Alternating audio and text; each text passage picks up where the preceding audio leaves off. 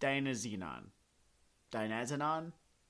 If I were to guess, I would say Dynazenon, the second one. I'm going to need it in front of my face every single time we mention it tonight, because they came up with a word that is impossible to pronounce if I do not have it right the fuck in front of me. Maybe we should have run the printer for a bit before this, or, I don't know, can we get a speech therapist, maybe a vocal coach? Like, watch. I'm going to put my phone down. I'm going to put the phone down right now.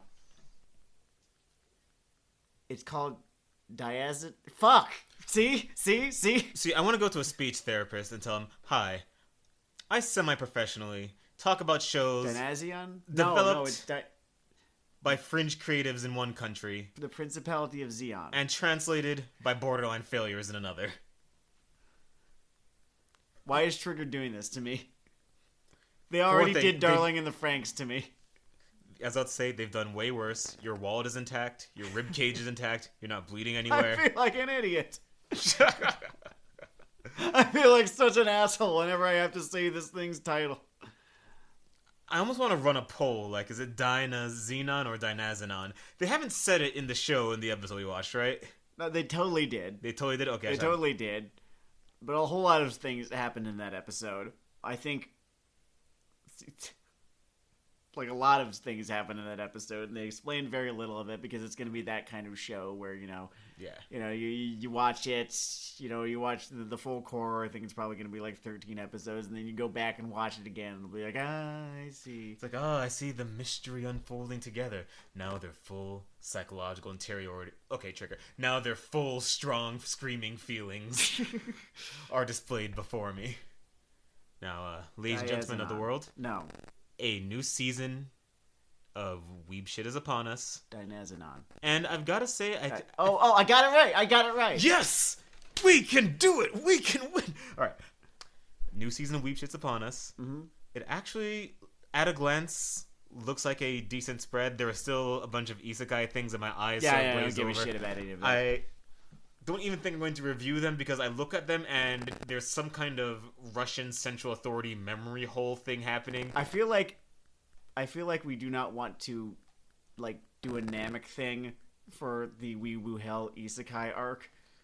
That's fair. That's fair. That's fair. So yeah. Because people still remember Namek for it being way the fuck too long, and I don't want us to sit here and belabor, our hatred of Isekai. I did the episode on it. That was basically the last word that I had on the fucking subject. That's no, it wasn't, because fucking, what the hell is it called? Had to go and will itself. Healer? Yeah, Healer had to fucking will itself into existence. Incredible. I would review a second season of Azure Lane as just a boxing exercise, but that's my interior brokenness. So yeah, this episode, we're going over just a few of the new offerings of the season. Not so much full tilt reviews, just first impressions. Mm-hmm. Today we are the Jimquisition of the hats. Speed dates. We went on speed dates with some shows. No, Sam, I enjoyed the majority of these, so this was not speed dating. Let me tell you. Said Dennard, like it's not worse from the other gender, and like just four guys with questionable stains on their shirts saying, "Do you clean?" Now, as you might have gleaned, the first show that we watched was a Trigger original because I will always roll the dice with Trigger because I have never been bored. I can say that I have never been bored. Yeah. You said you don't pronounce the S's in the title, You don't right? actually pronounce the S's, apparently. All right, it's like a holic. So you would think that it's Dynazenon, but it's actually just Dynazenon. And it is... Dynazeon. Damn it. Dynazeon. Going in, I wasn't sure whether it was a direct or spiritual sequel to what was going on in the Gridman show, which was a preceding show that they did that I guess I should explain before we talk about this fucking one. Yeah, you probably should. I didn't watch much of it. Gridman is essentially probably the modern Trigger offering I enjoyed the most. In that whole era, that's the whole, brand new animal, all the post-Kiznaiver shit. The post-Kiznaiver. Okay, so that's going to be Darling in the Franxx to present? I feel like I'm leaving two things like Inferno Cop out or whatever. But Inferno Cop was pre-Kiznaiver, I think. Sorry, I just came out of the pandemic hole. My brain is fucked. Oh yeah, no, time means nothing anymore. It never did. It was just the thing that we made up to explain motion. We should start a prog metal band. The point. Gridman was kind of a kaiju versus Sentai hero revival kind of thing because it used the old, Gridman property, and Trigger is obviously owned by humongous nerds who are qualified to engage in this kind of product. Really the kind of people that you wish got Zack Snyder's fucking contracts, but that's just me taking my shot of the episode before moving on.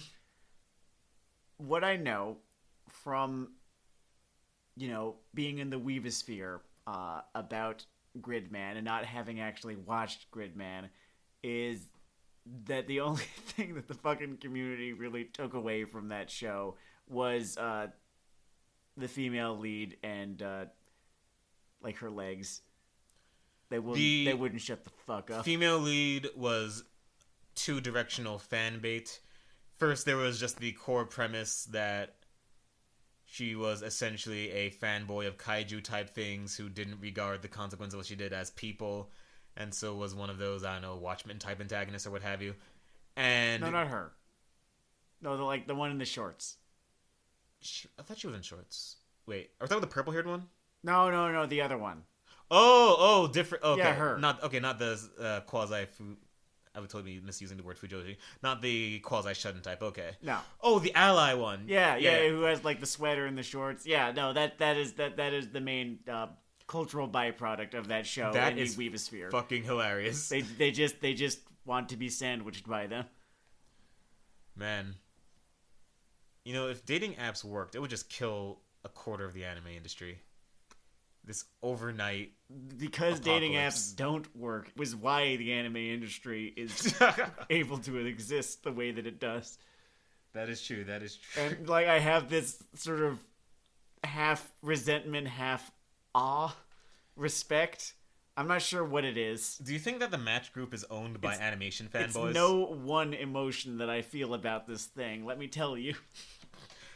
You could wear a few lantern rings. Couple of them. Probably got a red one in there. Is there a blue one? Any shade of a blue one. Any shade of the Hope Ring. Yes, there has to be. There has to be. Otherwise, I don't know what I'd do. Alright, so the point is, Gridman, as far as I can tell, Gridman was one of the more popular of these heroes that doing these revival projects for. Alright. And now we're on to another one, Denazinon. SSSS Anita Sarkeesian, yes. Yes. And, first episode, first impressions. I enjoyed it.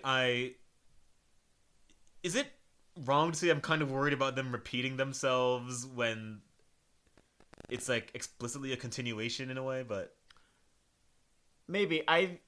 So for what it's worth, having only watched the first couple of episodes of Gridman before getting distracted by other shows, as is often the case with me, what I found interesting, and I do not understand why they have done it yet, but what I found interesting was them juxtaposing the odd, inner lives and, interpersonal lives of these characters with odd fucking shit happening. Just stuff begins to float. Why? And then you kind of learn why at the end of the episode, because it's a kaiju, guys. But, first, a mailbox floats, then you see some cars floating. There's, in the background on the news, some anchors I don't know why, but some stuff's floating. And then you see a fucking building start to float. And it was done in paste and interspersed with all the interesting is, I don't want to call it interesting yet. It's early days, but all of the odd character drama that was happening, for the bulk of the episode. The non-fighting segments are very attached to maintaining this certain mood, like a detached teen drama kind of thing. Well, they want a humanistic face on it. I get it. Yeah. No, I'm not saying it's bad. Yeah. It's just interesting, and that I kind of like that this time they have strayed away from the main cast's established relationships to the kaiju drama. I got the idea in Gridman. I think I've just read too many fucking post-Gaiman Western comics. Sure. On how this is about a story that turns into letters on the narrative space of the unconscious mind. not even taking it to him. It's rough because he's really good. You read his stuff and he's really good, and also just the byproduct of who he is and what he's done is so often annoying. Yeah, like if Frank Miller is the good, well, back then good, is the good godfather of Comic Edge that went wrong. I guess that Neil Gaiman would be the godfather of postmodernism that went wrong. The antecedent to Doctor Who Lux. But well, I digress. Just his case, just like people not being able to shut the fuck up about stories. And who knows, maybe we're headed right there. So how did you feel about this as a established mecha/partial kaiju fan? Alright, so I'm going to be, this is already known about me. I'm way the fuck more about real robot shows than I am about super robot shows. Okay. For the most part. So this was not exactly my wheelhouse, or is that it does not really take place in my wheelhouse. I think, I've watched enough super robot shows, but I never really went into, your Mazenders too hard. I was more about, Gundam, Votams, that sort of thing. Okay. So what I'm trying to say here is that it looks pretty cool. It looks pretty cool, guys. It does look pretty cool. It looks pretty shiny. They contain the computer animation at least to the kaiju and the signature robot, and not every frame at least. Yes. I remain a bitter, whiny baby monkey on that topic. Well, here's all I can really do. All I can really do is take what has been presented to me and speculate. Because I don't actually think I watched Go Lion, or even when Go Lion became Voltron in America. So that would have been my most accessible entryway into this part of the genre, and I just never. So what do we have here? We have these characters with these interesting contradictions about them, who are drawn into this thing that does not seem to... I don't know. Is this coming from a different world, or is this now just appearing in our world? Because here's this guy who might be the protagonist and might be the secondary protagonist, who describes himself as a beast or kaiju tame or something like that, as though this is a thing and has been. I'm going to be honest. In Gridman, there was a total explanation for the economy of kaiju and shit and how it came about. Sure. I have completely forgotten it. In the time between us watching this show and us recording this episode, I did not look it up. I was sleeping. I was playing video games. I was reading books. Oh, what was free last month on PSN was the Final Fantasy VII remake. Ooh. It's way more playable than Final Fantasy games often are. I can't into turn-based RPGs outside of Pokemon. That is... And it is, it's real-time-ish. Sometimes a lot of turn-based battle systems outside of 4x games kind of feel like the appendix. You don't know why it's there. Anyway, I've been dancing around this. I like this overall. Yeah, it's good, solid. It's a good first episode, and that it does things a little bit out of order, in terms of how one does a first episode, where maybe not out of order, but it does it in a interesting order. I felt because you have to introduce the characters, introduce the setting, introduce the premise, introduce the problem. Right? It spends, I think, 70%, 80% of its runtime just introducing the characters, kind of like hinting a little bit at the at the premise. The setting is, it's Japan. Right. Or is it? Clearly it is, but how the setting is impacted by the premise, we have yet to understand as it is. And then the premise and then the problem as well become revealed. Mostly the premise because, they beat the thing, right? Mm-hmm. So any larger problem I'm sorry, a massive spoiler. They fight a kaiju. They fight a kaiju and they win. SS Dyna Xenon.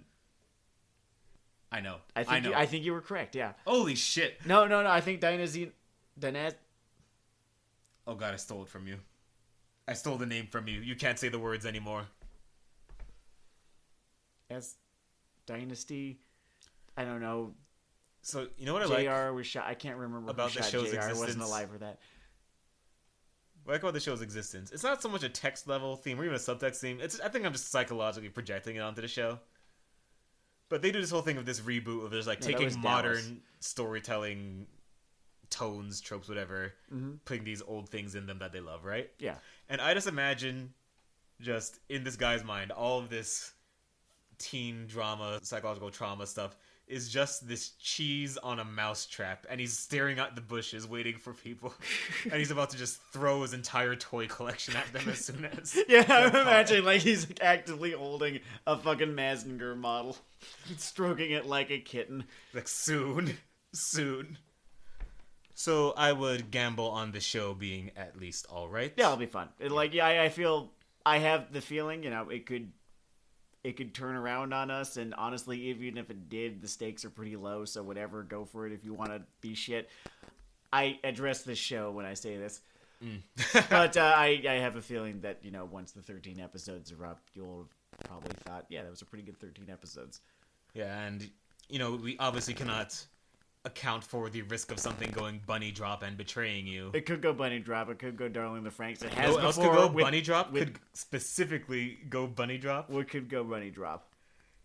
Another show we watched. I Am the Transition Master. Yeah. It is referred to in shorthand as Higewosoru. Higewosoru. There is a full title. I would butcher it. I think it counts as racism. We're not going to do that. So... Higewosoru is a primarily drama. I was gonna say dramedy, but it seems to just be a drama with... I think it's just like a straight drama. Amusing moments? Okay. So this is a drama where the inception of everything is salaryman crashes out on a date, is walking home. There's a high school girl sitting, her coat wrapped up, sort of on the sidewalk. Immediately propositions him. And because he is not a fucking sex pest, he is disgusted by the idea. Yes. Outright rejects her and asks, what the fuck is wrong with you? Do you just need a place to fucking crash? And lets her crash on his floor. She is, in fact, a runaway, and if you were familiar with, why people sometimes do the things that they do that maybe don't seem like the best idea, and maybe seem like, oh, one of these days, it seems like this might lead you to something really regrettable. A whole lot of the time, you can look to something that has probably happened to them in the past that was perhaps not so great.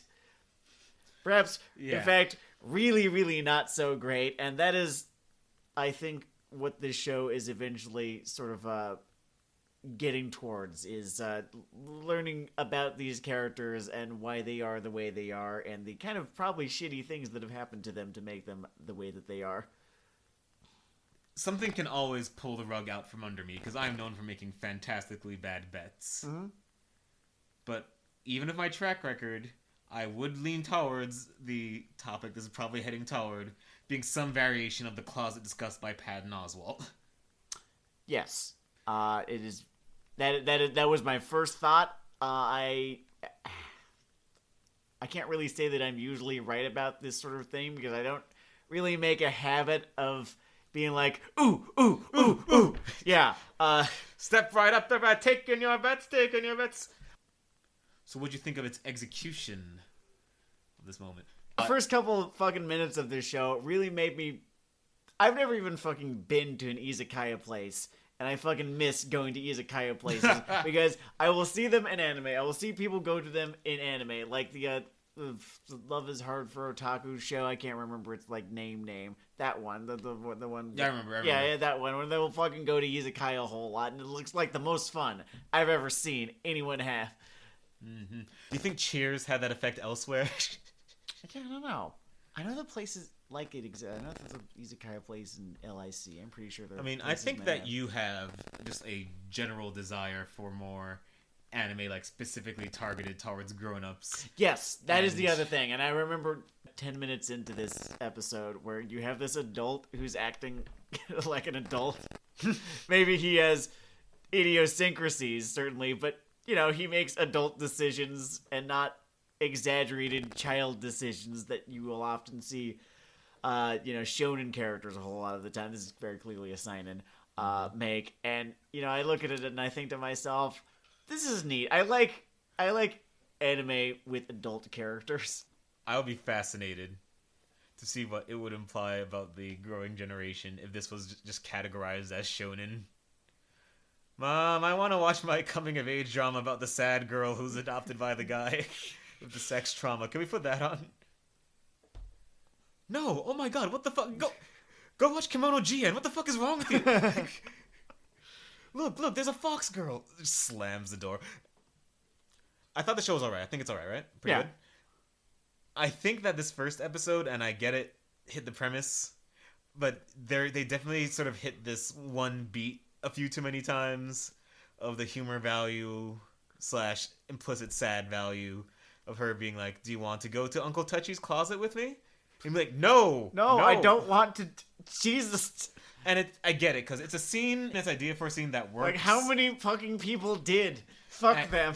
And it establishes the stuff about him and her, but maybe that's just a perpetual danger in a televised drama. Like, you want to make sure this moat of the characters understood, this beat is hit, but... Sure, yeah. I mean, it is the first episode. Getting the characters across is pretty important right now.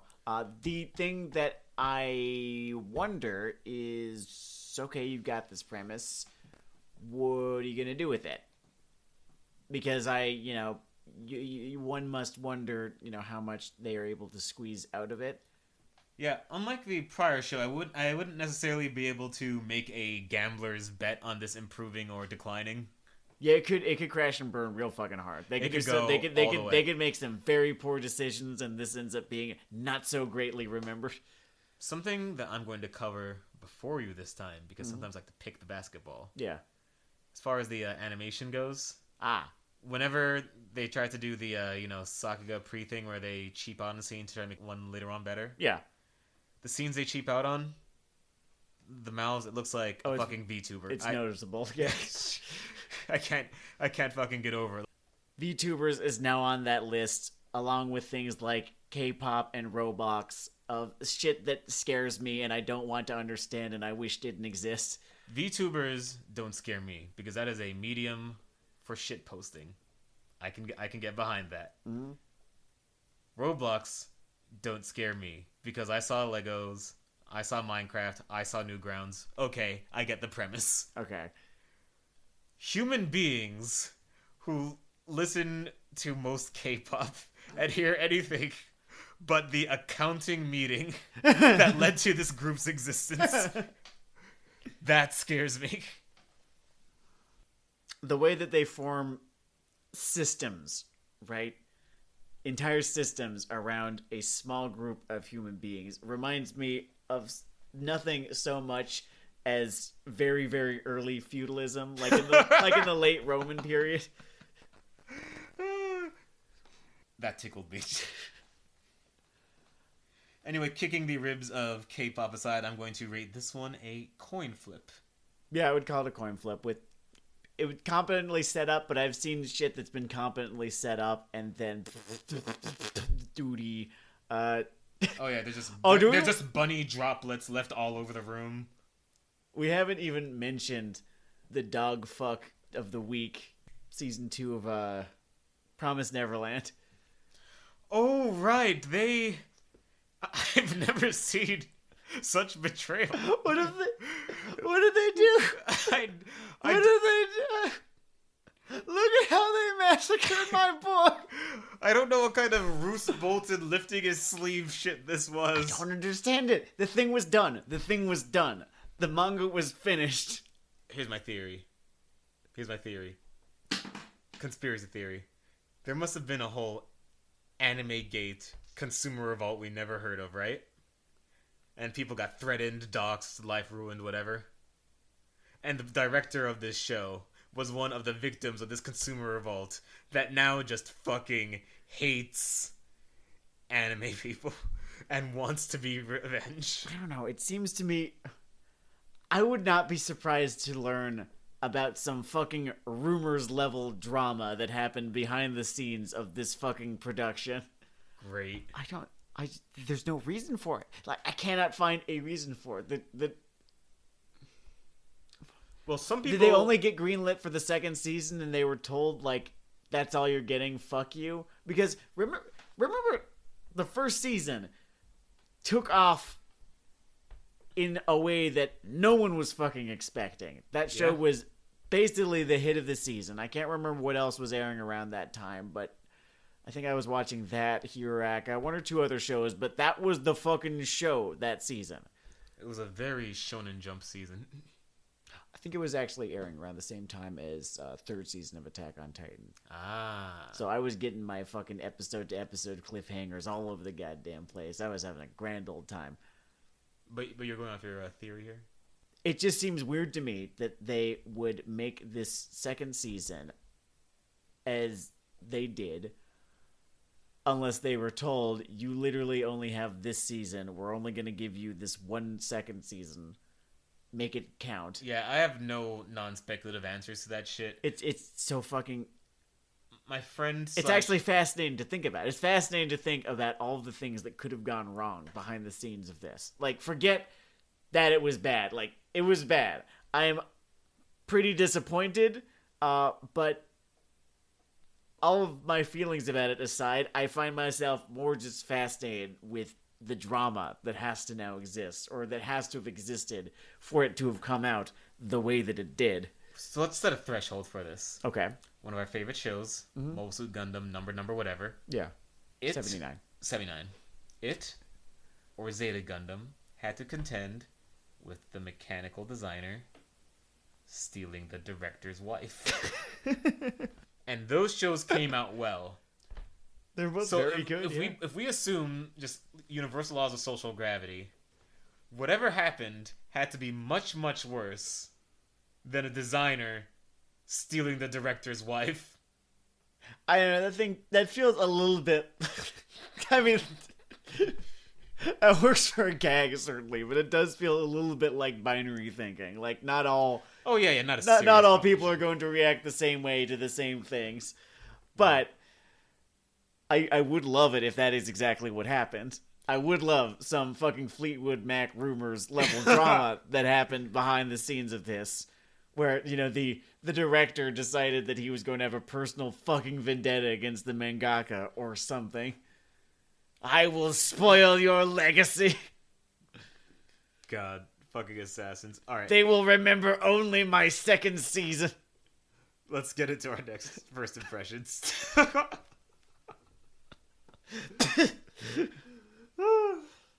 I love it. Back onto other collapses. The old Shaman King is famous for, I didn't watch it, but evidently some kind of similar rumors drama leading to the comic/show going to the death zone. Interesting. I just knew it for, you know, it being something that 4Kids got its claws into. That also happened on the American front, which always goes the way it goes. For some reason, I still remember the song to that one. Interesting. So I don't know who died or forgave someone else or locked hands and became friends in this life. Mm-hmm. But they decided to try to heal this fandom wound in the Force by making a new Shaman King series. All right. So I guess, I don't know, this is Shaman King Brotherhood. And we watched the first bit of it. It's pretty good. It is pretty good. It's pretty good. I really enjoy how not attached to putting his background characters in the house style this artist is. No, he'll draw anyone looking however the fuck he wants. It's very free. It's very free. I mean, the first thing that you notice about this show is its character designs, and yeah, again, how at liberty the artist, the character designer, the original mangaka probably felt he was at when coming up with them, because your main protagonist and his sidekick look like they're from two different fucking properties. Yeah, what was his name? Manta? I don't fucking know, man. All right, something with an M. He's like, And Ko is the main character. That's what I have been able to absorb without having anything in front of me. Oh god, was that his name in the 4Kids version? I feel like they Americanized their names in the 4Kids version, I think in but it's 4Kids... been so long, and I was just about over fucking 4Kids when this thing aired. I think it aired not in the 90s. It was a few years later than that, like a little bit after the turn of the millennium, I think. And I was getting to be about 10 now, and I was getting a little bit fucking sick of the jelly donuts. Fair enough. Fair fucking enough. I think in the 4Kids version it was Yo Asakura. Okay. I think that's still his name again. Okay. Yeah, okay. Yo Asakura. Cool. Now, not what's Joey important Wheeler. About this? What is super important mm-hmm. about this show? It has one of the unintentionally funniest opening scenes I've seen in something that doesn't suck. That is a very specific award. But this, spoiler town. But first episode, so kind of eat me. Evil baby. Evil baby. There is an evil baby. There's an evil baby. And it is a talking, floating, prophesied evil baby. With a good baby twin. That sounds like the name and it of says, a fucking trap artist. And evil baby. There's a conversation between characters. A SoundCloud trap. That's a evil. There's a conversation between two characters that I wish I heard more in fiction. Of shit, an evil baby's coming, but she's having twins. Are you willing to kill an innocent baby to kill this evil baby? Which, let's interrogate that philosophical question. How evil does the evil baby need to be before it's okay to kill one normal baby to get rid of the evil baby? I mean, couldn't you just, convince the evil baby to go to, a liberal arts school or something? That was going to be my answer, but in the premise's defense, the evil baby has come out talking and fully psychologically formed true, yeah, as fucking evil. He has already been through 25 years of being raised by Fred Trump. He is just on that road. This baby is about that life. DMV. That's true. He could do the least amount of harm. He could be evil as fuck and do the least amount of harm working there. He could do harm to your day. He could ruin your fucking day. But that's as far as he'd be able to get. I'm going to need you to restart this paperwork. The couple of times the last few years I've been to the DMV, it has not actually been as mimetically terrible as it is, known to be. That's nice. When I went there, I just sort of blacked out into that Stalin memory hole I was talking about earlier. I showed up. I filled out the paperwork. I handed the paperwork. They took my photo. It was over pretty quickly. I paid them $80. I'm going to have to do that again before this summer. Anyway. There's a bit of a funny moment, speaking of the character designs on this show, where the second his fucking samurai friend's character appears on screen. It's oh, so you're sticking around for a while. Oh, yeah. You stick out in a room. A pompadour, Josuke guy is probably sticking around, too. They spent a lot of time fucking coming up with that dude's look. What a phenomenal waste that was. I would admire if that guy was a one-off. I mean, I've seen more over-designed one-offs. True. Mostly in JoJo. Araki still has my heart. He just loves... I think he is a character designer who decided to come up with a manga in order to show off his character designs. For the record, I was going to make fun of the show's power system for being derivative for a second. Then I remembered this is based on a comic from, 13 years ago? Earlier than that, because I feel like it got an adaptation about 20 years ago, actually. So yeah, if you're fond of that whole... And it had already been running for a while even then. So if you're fond of that whole contemporary sort of sputtering out of gas movement in shonen, then maybe you'll enjoy this a little more as at least a type of source zombie. Yeah. It's a fun throwback. It is a fun throwback. The idea of just power-up teaming with ghosts as your stand is amusing to me. Yeah, it's Poke JoJo. Poke JoJo, indeed. I can't help but imagine just ending up with someone who was just a dirt farmer for 60 years and then died of typhus. Hey, I'm Barry. I died in World War I. My ghost power is a bayonet. Do you want a bayonet, kid? Can I get another one? I can also make you really good at running headlong into danger, but like... I will not have a response to the situation. I wonder. Mm-hmm. Do you get to fucking mulligan on that shit? Is there a mechanic in this world that says that, like, it has to be, you know, the... But I think they make an agreement, right? Because they're two, you know, more or less sentient entities who have agency. So I think, like, you make an agreement with someone to be, you know, their shaman and they be your, you know, spirit guy. I think that's a thing. I think there is actually a relatively well thought through canon thing where it's an agreement and you can also just be a dick and ditch a partner. Huh. Like, that's totally just a thing.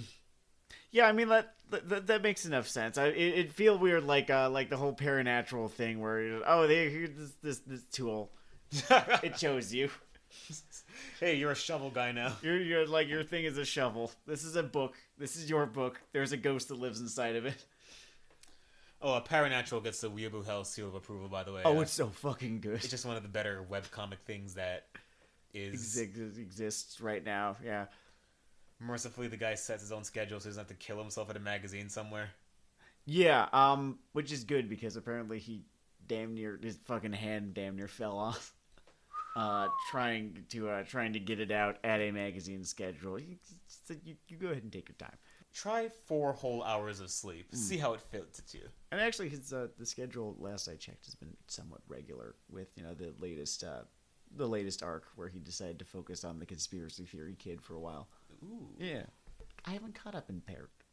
We're getting off topic. We're getting off topic, though. I think you could say there is probably a non-zero Shaman King conceptual thread to Paranatural. I mean, it's mostly JoJo. It is mostly JoJo. It's the guy's into it. Yeah, the guy is pretty into JoJo. He is heavily jojed. And finally, something I was not fucking ready for. Not me neither. Something that came to me as something of a fucking surprise. Sam, you can introduce this one. So, this one series that people like shit posting it about because they're fucking thirsty degenerates is this show called Nagatoro. Or Don't Stop Bullying Me, Nagatoro, or Please Don't Bully Me, Nagatoro. And it's just on its fucking face, it is, you know, a femdom show.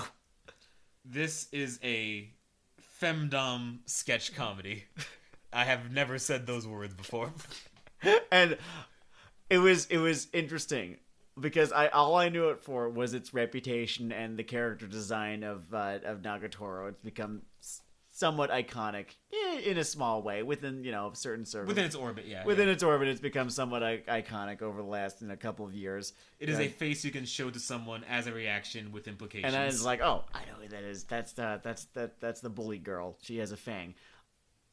So I knew it from its reputation, and as the episode plays out, I was not prepared. I was really, really not prepared for how much the joke just worked for me. Like, I don't get it. It's not even a fucking, like, oh, this is doing it for me. No, it's not that. It's more a, I don't know, it's really fucking funny to watch. It was funny to watch her drive him to fucking tears and then wipe it up and then make fun of him for crying. I don't know what it is. It's mean-spirited in a way that... It's kind of a new joke. I don't know. There isn't a lot that hasn't been done before, and I don't... Outside of fucking Bayonetta, I have not come across a lot of fucking mainstream fucking... We're not doing a comedic projection when we say it's a fucking femdom sketch comedy show. I swear to God. That's literally what it is. I think the moment when I realized that I loved this thing was this quiet little gag where, for some reason or another, I can't remember the context, she had either dumped him in a river or gotten him to fall in a river or gotten him to jump in a river, and he got out and has to unzip his fly to let the water fucking dump out of his pants. And he is so completely without dignity in that moment of the water falling out of his fly. It is... He is truly being stepped upon and called garbage. Perhaps the first and last of all people to be stepped upon and called garbage. Oh, man. So, more than a year ago now, like quite a bit more than a year ago now. Wow, it was a while ago. When we reviewed MILF Isekai, right? Which was a show that's more or less just an adaptation of someone's fetish, right? Turned into characters on a show that was trying to get its premise to work on the strength of its audacity, right? And this is basically doing the same thing, except it works this time. And I'm trying to figure out what works about this besides the fact that it's not isekai. Maybe that has something to do with it. What works about this? I mean, it's a concept that doesn't hold great dramatic weight, and a lot of these isekai things, even that one, are like implicitly half. Oh yeah, no one drama. would shut the fuck up on that show. I remember that. Like, it was mostly just boring. That show that was like someone's fetish boiled down to animation form again was also trying to draw a lot of feelings about childhood and parenting and wank. Yeah, and this actually manages to keep like a pretty snappy pace. It's short. It's sketch based, right? I think there are like 2 or 3 sketches within this first episode that we saw. So there's no long term. I don't want to say plan or anything like that, but any setup is going to have its punchline pretty quickly. You are very much in a Charlie Brown plays football kind of situation. It also is like, because it is femdom, right? It has no problem making the viewer like kind of subtly insulting the viewer. And I love, for whatever reason, if it's done right, I absolutely love when a show or a movie insults me or calls me stupid or says, like, why the fuck are you watching this?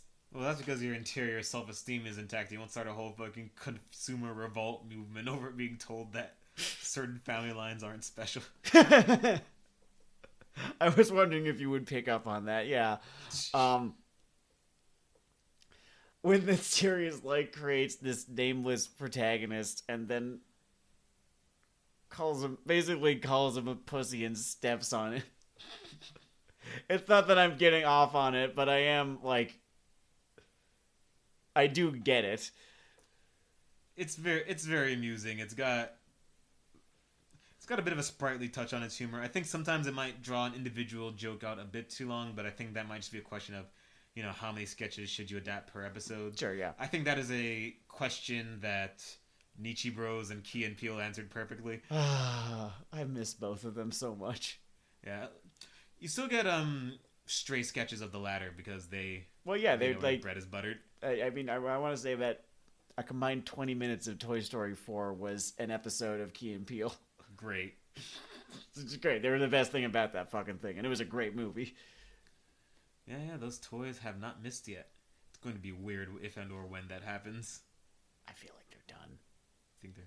It felt like they were done with this one. I mean, it felt like they were done with 3, and we were like, oh, man, they shouldn't make 4. That'd suck. Like, anything would suck in comparison to this. I'm like, oh, cool. This might actually be, as good as the first one. Maybe not quite as good as 3. I think I would rank it 3, 4, 1, 2 in descending order, which is... You never fucking see that. That's a weird fucking order. That's right. That's the official Weeaboo Hell Toy Story ranking, and if you disagree, you're a bad person now. Fuck you. And that's the kind of insult that gets thrown at this kid randomly. I hate you. And he just has to sort of live with that. I was actually going into this thinking I was going to get really sick of this shit really quickly, and I was pleasantly surprised. I was just laughing at his pain. Do I care about the conversation of whether or not they're fetishizing emotional abuse?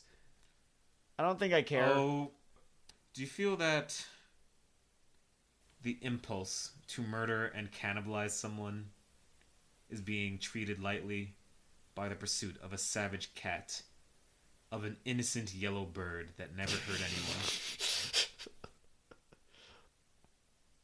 I promise you, any joke with even a hint of value, you can approach from some flank about how it is actually your problematic fave, And if you want to live that life, I respect you. You walk a lonely monastic road. That doesn't have to be lonely, but people can't really listen to you talk for too long without getting kind of annoyed. So you walk that path alone, beads in hand, dispensing your wisdom. All right, yeah. So that's my thought on that idea, at least. I think, okay, if you want to make the argument that this show does, in fact, fetishize emotional abuse at the very... It's mostly just emotional, because that's the thing. It's not like Love Heen or anything where she's beating the shit out of him every, couple of minutes. No, she's making him cry by bullying him. I don't know. It's so ridiculous, I can't help myself. It's just really fucking funny. Kind of reminds me of Excel Saga. Not content-wise, but just... there's a like vibe. Yeah. Anyway, here on Weeaboo Hell, we officially co-sign emotional abuse. It's good. That's one of my favorite things to do. Do it all the time. Excerpt this audio without any of the contextualizing material before or after. I dare you, vultures. You should do it. Cancel the fuck out of me. Anyway, this has been Weeaboo Hell. It's Weeaboo Hell. And this season looks fun. It looks very good, yeah.